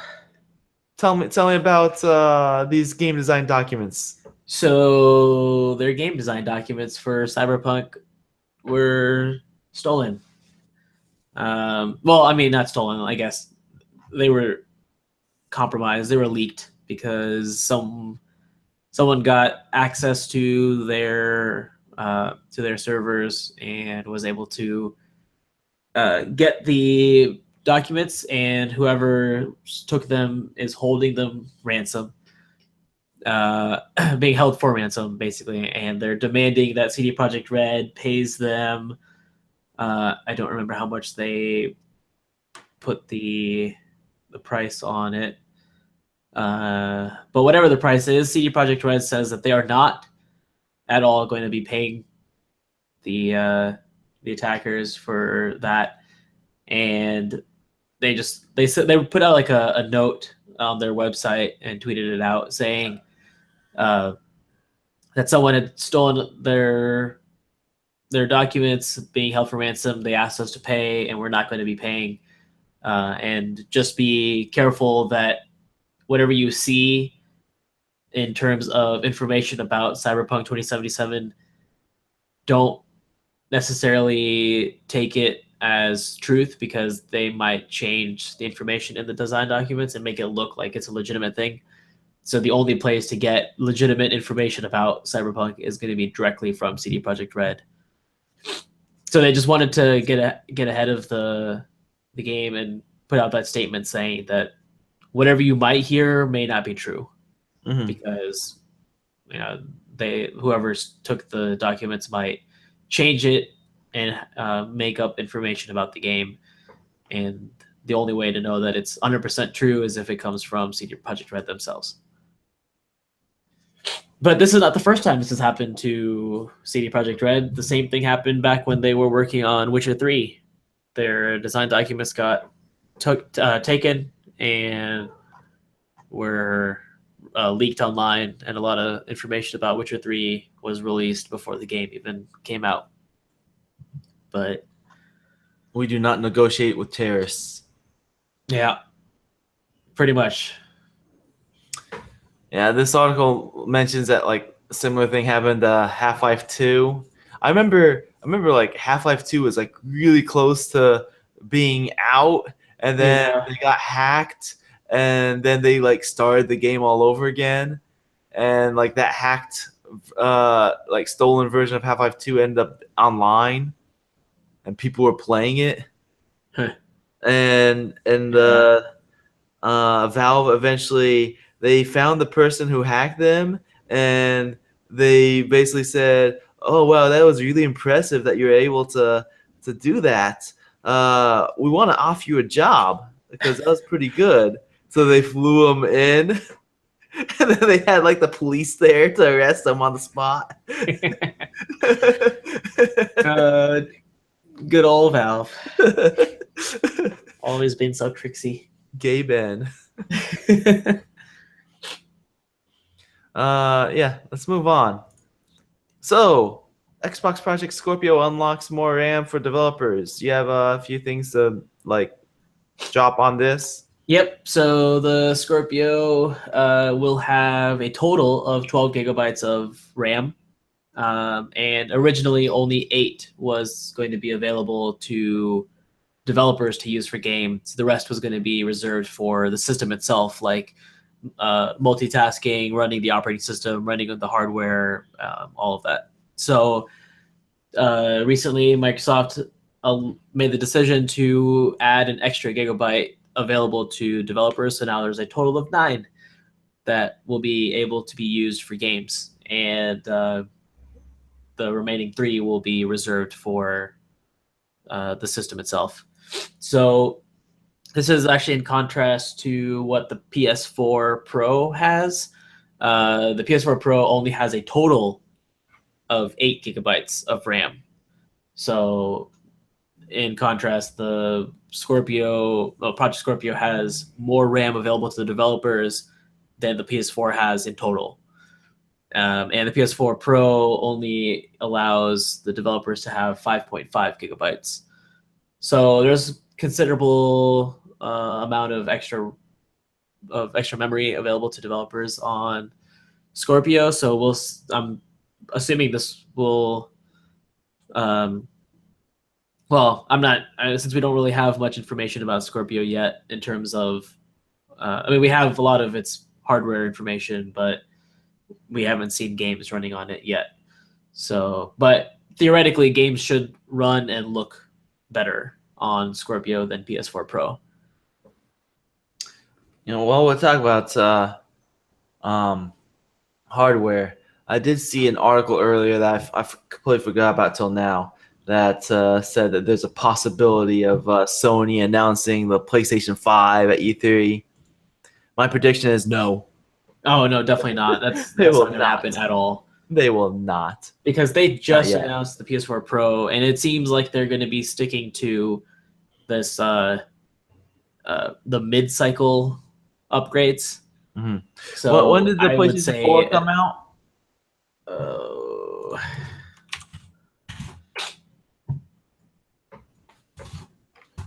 No idea.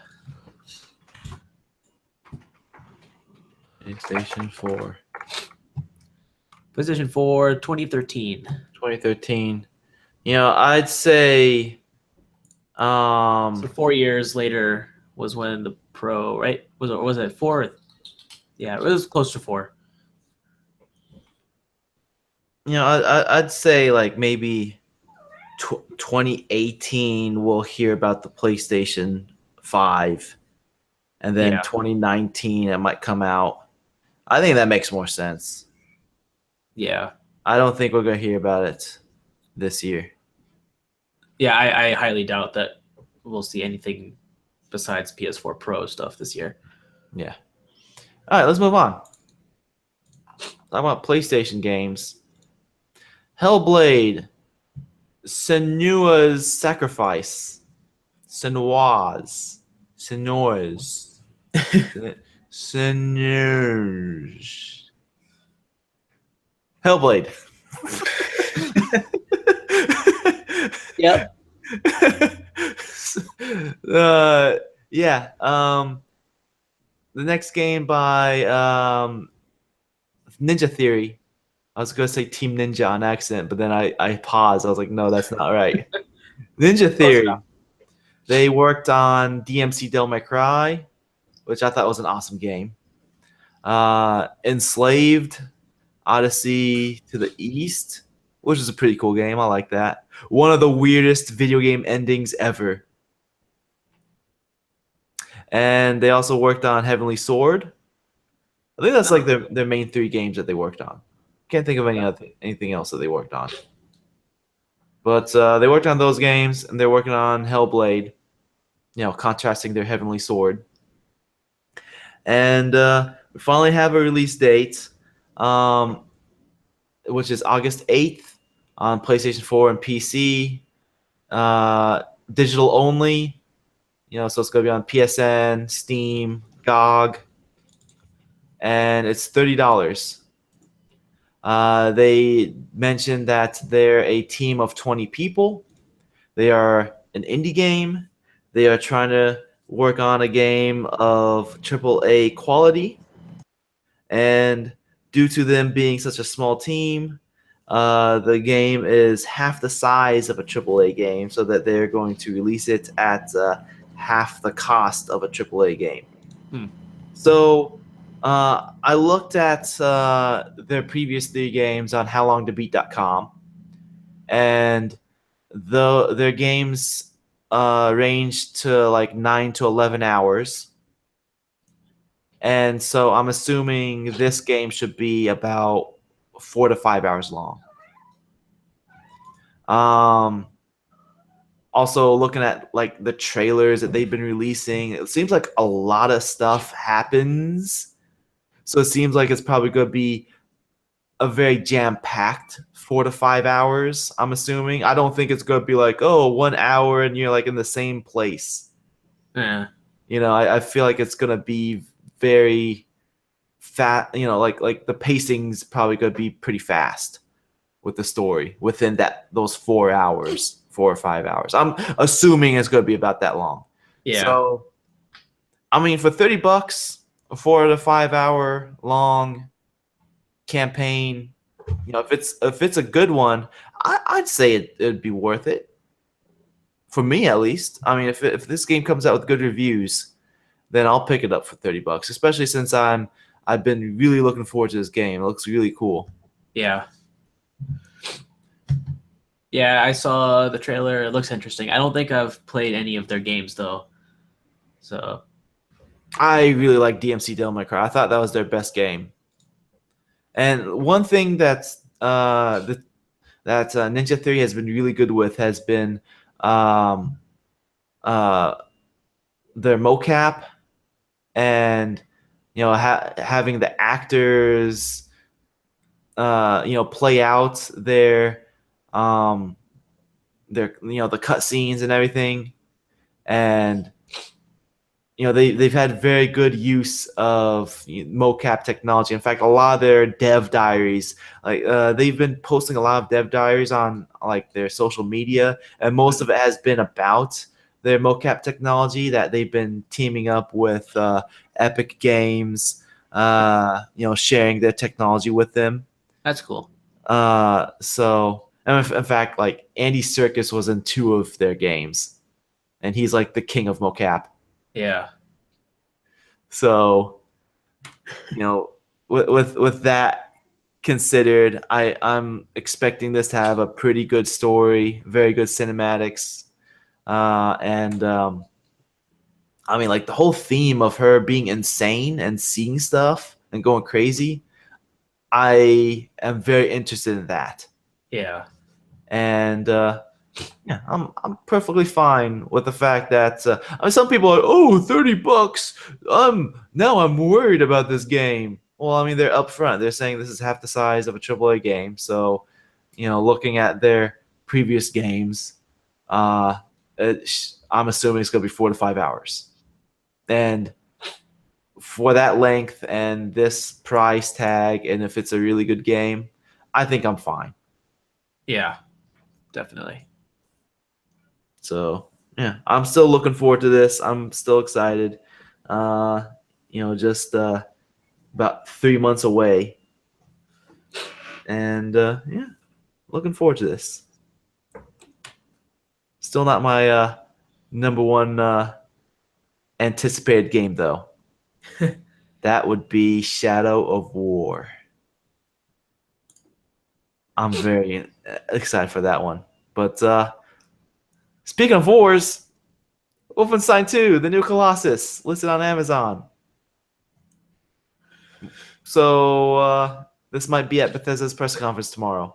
Yeah, So I'm pretty confident it will be. By the time this podcast goes up on the website as an MP3, we'll know.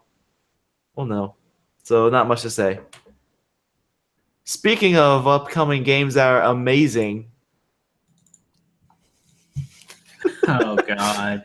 Bubsy the Bobcat is back. Not even Sonic the Hedgehog knows why. I love this this headline. This is great. Bubsy the Bobcat is back, but not even Sonic the Hedgehog knows why. This is how you write a headline. Yeah. So there's a teaser trailer for Bubsy the Woolies Strike Back. 30 seconds long. It has the classic Bubsy music. It is trying so hard because like they at one point, where is it? Like they write Bubsy is back, and the I and is as an exclamation point. because Bubsy has an exclamation point on his shirt, so why not? Let's put exclamation points everywhere in this game. Yeah. Because everything has to be exciting. Oh, okay. So it says this is being developed by the same team behind Gianna Sisters Twisted Dreams. Before I read this part, I just watched the video. I didn't read this article. While I was watching the video, I was thinking this looks like a bad version of Gianna Sisters Twisted Dreams.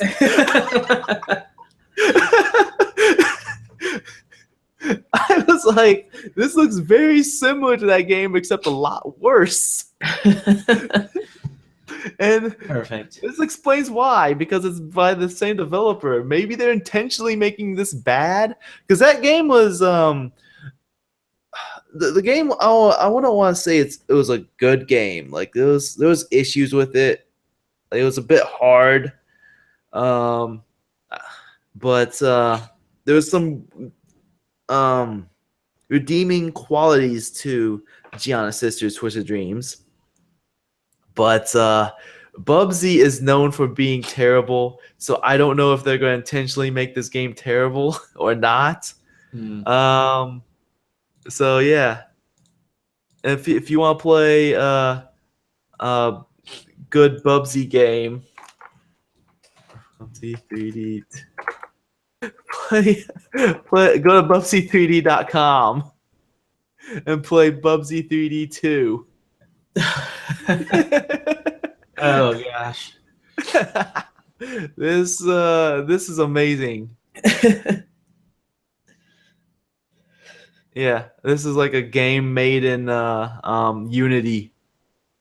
Like the first level of it, it's like, oh, this is like a Bubsy game, and then all of a sudden in the second level, like after he dies and goes into a coffin and slides down this big slide, the coffin opens up and he's like in this museum, this art museum, and people are just standing there and you talk to them. It's amazing. It's it's an experience you have to experience on your own. I love the fact that they made this look like a GeoCities website. Yeah. YouTube people, you have permission to make videos of this game and to monetize these videos to make a dollar sign. Yeah. Bubsy is back. Perfect. We already talked about Assassin's Creed. I mean, Yep, we can skip it. We can skip. So going from one article of bad news, Bubsy, to another article. You know what? I am going to hell just for associating the just associating Bubsy with this. Bubsy with this. No. Yeah, I'm sorry, Adam West. I'm sorry.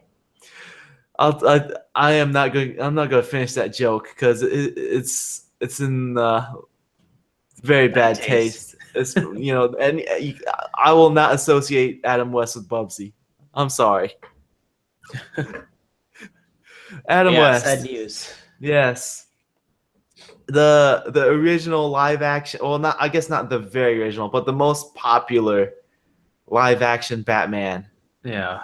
I'm pretty sure there was like a black and white Batman before him, but either way, like he popularized Batman back in like what, the 60s, and since then, he's continuously has made appearances as Batman or other cameo appearances in other like animated Batman series or whatever. Like when it comes to the comic world, I mean Stan Lee definitely is number one with cameos. Yeah. But Adam West is probably number two.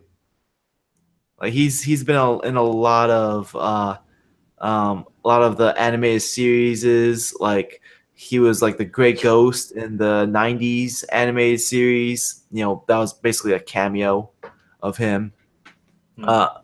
And like in another anime series, I think it was called The Batman. He was the mayor of the town, or something like that. He's also mayor of Quahog or whatever the place is called in Family Guy, but that's a completely different thing. But either way, like he's been in a lot of cameos with the DC animated world. And today he passed away at 88 years old. Very sad news. Indeed. Yeah. Adam West will be missed. Yeah, Adam West, he's like his acting is very comparable to like William Shatner, but slightly more Shakespearean. Yeah. Like if you're doing a William Shatner impression, and then you start like using a bit more Shakespearean vocabulary, you're doing an Adam West impression. That's how you do it. Yeah. But yeah, Adam West. He's he's lived a long life, so good, rest in peace. You did it. Moving on to another tragedy. Suicide Squad 2 could start shooting next year. Why? Why? Because they didn't upset the fans enough. It's like, DC does not get it. They just want to keep cramming stuff down our throats.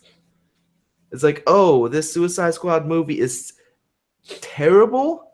Let's greenlight a Harley Quinn movie. Let's greenlight a Gotham City Sirens movie, which is Harley Quinn, Catwoman, and Poison Ivy. And let's start shooting Suicide Squad 2 next year.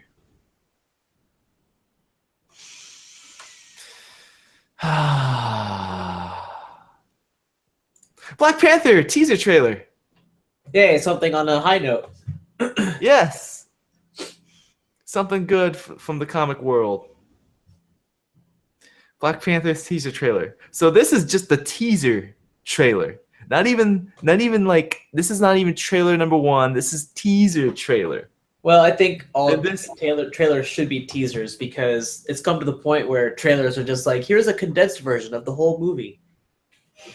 And I am very excited.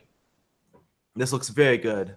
I love it. The way how this teaser is cut, with I can't remember Andy Serkis's character's name, but like him like saying that, oh, this is all a front. I've been to Wakanda. Just that whole the way how they cut that. Excuse me. The way how they cut that together. The way how like this movie visually looks, it's so colorful. Like all the outfits are very colorful, and it's like a mix between like tribal African with like futuristic high tech. Yeah. Like it's just a really cool looking style. I love how this movie looks. It also looks like if you're like if you're a young black actor who has been in anything good, you're in this movie because they have them all. Like they have the dude from what's that movie that came out? Get Out. Like I still need to watch that. Yeah, I still need to watch it too. But like he's in there. They have Michael B. Jordan in here. They have the girl that plays Michonne in The Walking Dead. There, she's in there. Like they have like, they have like a lot of like black actors who are very popular at the time right now. Yeah. Who are young and popular right now. It's like, all right, let's get them on. It's like, how come what's his name? Who played Finn? How come he's not in here? He John must have messed. Boyega. Yeah, he must have messed up somewhere. Oh, he's busy with other things right now. Well, like his manager must have goofed up or something for not getting him in this movie. Oh, he's busy with Star Wars. He's busy with some plays. No, he don't need to do no plays. It's Marvel. Marvel, baby. If you're not in a Marvel movie, you're nothing. Ouch. Yeah, but I mean, I think this looks really good. I really like how this movie looks from this teaser trailer, just how colorful it is. The cast looks very good. They have like all these really good actors in there and actresses. And I mean, on top of all that, on top of this looking very good visually, it's just really awesome that Marvel is bringing people together with, their diverse superheroes that they're putting the spotlight on. I mean, they are last year they brought Luke Cage to Netflix, and I know a lot of black people, like some of my friends, they're just really excited that the fact that there's like an actual black superhero that is really cool and isn't like straight up blaxploitation or just goofy or whatever. Yeah. The fact that that they're bringing in this diversity, to include everybody. Because I know a lot of people, when they're kids, you got to use your imagination to try to like put yourself in that superhero's role because you don't really identify with them because it's Batman's a white guy, but then like once you see a superhero that represents you, then it's like, man, that's really awesome. I identify them right off the bat. It's very easy for me to do that. Don't have to use my imagination to bend reality. I mean, it's like DC just did it with Wonder Woman. Well, that's like the only thing DC has done well so far. But it's just the fact that Marvel's like working really hard to like bring in these specific characters to the spotlight to try to make it more inclusive for everybody. It's just really awesome. So, Kevin, when are they gonna like bring the spotlight an Indian or Iraqi superhero for us? I think we just need to make our own. Perfect. It'll be the same person too, half Indian, half Iraqi. Perfect. Irindiaki.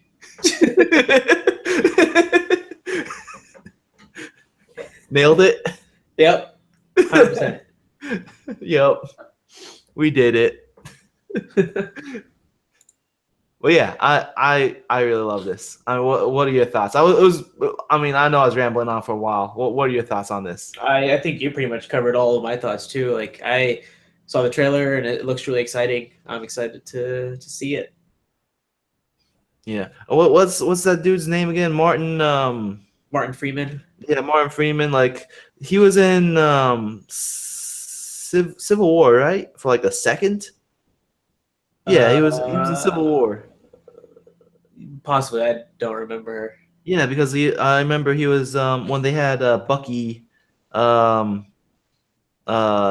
up. He was there, like for like a minute. Yeah.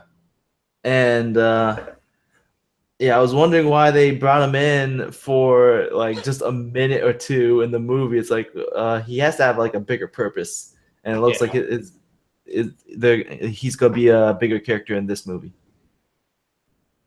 But Black Panther. He's a cool character. He's more rich than Tony Stark. He's smarter than Tony Stark. He's not as funny as Tony Stark though. He's stronger than Captain America. Yep. Has that cool bulletproof suit. Yeah. Looking forward to this. Me too. So, anyways, now let's wrap things up. Yep. We have no listener feedback this week. If you want to write into the podcast, write in podcast at outofcontinues.com. Again, that's podcast at outofcontinues.com. Don't have anything else to plug this week. I'll be at E3 on Tuesday. Just Tuesday. And I don't even get paid day off for that either. Oh. No. Since I'm a contractor at the company I work at. I see. Like the other people that are contractors as well, that are through the staffing agency, we don't get paid. But the people that are actually employees of the studio, they get paid day off. Yeah. To go to E3. So I need to move up in the food chain next year. Next year. Nice. But I'll be at E3 on Tuesday. Try to see as much stuff as possible. I probably will not be in any of the super big lines because I remember when I went to E3 the first time in 2013. I was in line for Destiny, and I thought it was going to be playable. I didn't know it was just a demo to watch, and it was like the same demo that they showed off at the Sony press conference. And I was in line for like 3 or 4 hours. Oh wow. They gave me a T-shirt though. Worth it. No, not worth it. Not worth it.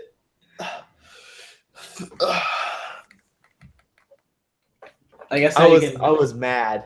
now you can ask like before you get into line, is this a playable demo or is it just something we watch? Yeah, like I didn't even know where the line ended, so that's why I didn't like go. I mean, like the end destination of the line. So, oh wait, yeah, it was like in this like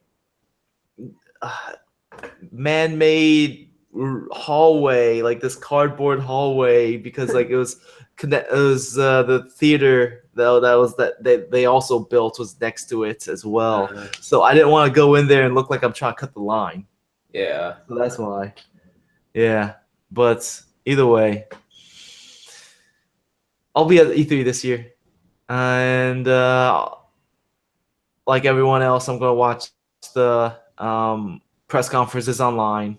So next week we will have our recap, basically talk about what we think is worth mentioning. You know, whether it's things that we really liked or things that we thought were terrible, and yeah, we'll go from there.